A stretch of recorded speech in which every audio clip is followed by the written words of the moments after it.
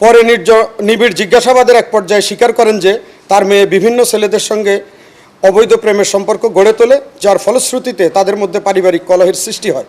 উক্ত পারিবারিক কলহের কারণেই নিজ কন্যা আরফানা হোসেন নির্জনাকে হত্যা করেন। ঘটনার গুরুত্ব বিবেচনায় পুলিশ পরিচয় শনাক্ত ও হত্যার রহস্য উদ্ঘাটনের জন্য তাৎক্ষণিকভাবে তদন্ত শুরু করে। পিবিআই সিআইডি সংশ্লিষ্ট সংস্থার সহায়তায় পরিচয় শনাক্তের চেষ্টা চালানো হয়। পাশাপাশি সামাজিক যোগাযোগ মাধ্যমে ভিকটিমের ছবি প্রচার, বেতারবার্তা প্রেরণ এবং বিভিন্ন সোর্সের মাধ্যমে তথ্য সংগ্রহের উদ্যোগ গ্রহণ করে। অজ্ঞাতনামা ভিকটিমের পরিচয় শনাক্ত করতে না পেরে থানা পুলিশ বাদী হয়ে অজ্ঞাতনামা আসামির বিরুদ্ধে 10 জুলাই 2026 তারিখ খুলনা সদর থানায় একটি হত্যা মামলা দায়ের করা হয়।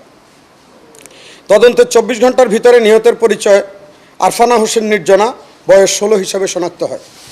তিনি সোনাডাঙ্গা থানাধীন বসুপাড়া এলাকার বাসিন্দা এবং মোহাম্মদ আলিম হোসেন আকাশ ও আরিফা ইয়াসমিন সীমা দম্পতির কন্যা। নগদ নিয়ে এলো হার নামানা হার অফার। সর্বনিম্ন 10,000 টাকা রেমিটেন্স নগদে পাঠালে থাকছে স্বর্ণের হার জেতার সুযোগ। পরবর্তীতে খুলনা সদর থানা পুলিশ নিহতের বাসায় গিয়ে তার মা আরিফা ইয়াসমিন সীমা 35কে জিজ্ঞাসাবাদ করলে প্রথমে তিনি বিভ্রান্তিকর তথ্য প্রদান করেন। পরে নিবিড় জিজ্ঞাসাবাদের এক পর্যায়ে স্বীকার করেন যে তার মেয়ে বিভিন্ন ছেলেদের সঙ্গে অবৈধ প্রেমের সম্পর্ক গড়ে তোলে, যার ফলশ্রুতিতে তাদের মধ্যে পারিবারিক কলহের সৃষ্টি হয়। উক্ত পারিবারিক কলহের কারণেই নিজ কন্যা আরফানা হোসেন নির্জনাকে হত্যা করেন।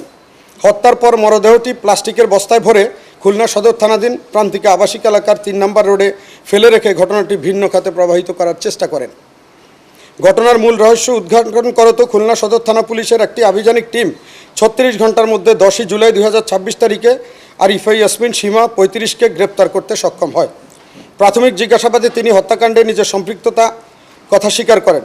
পরবর্তীতে তিনি স্বেচ্ছায় ফৌজদারি কার্যবিধির 144 ধারায় বিজ্ঞ আদালতে দোষ স্বীকারোক্তিমূলক জবানবন্দি প্রদান করেন। এ ঘটনায় জড়িত অপর আসামি মোহাম্মদ আলিম হোসেন আকাশকে গ্রেপ্তারের লক্ষ্যে পুলিশি অভিযান ও তদন্ত কার্যক্রম অব্যাহত রয়েছে।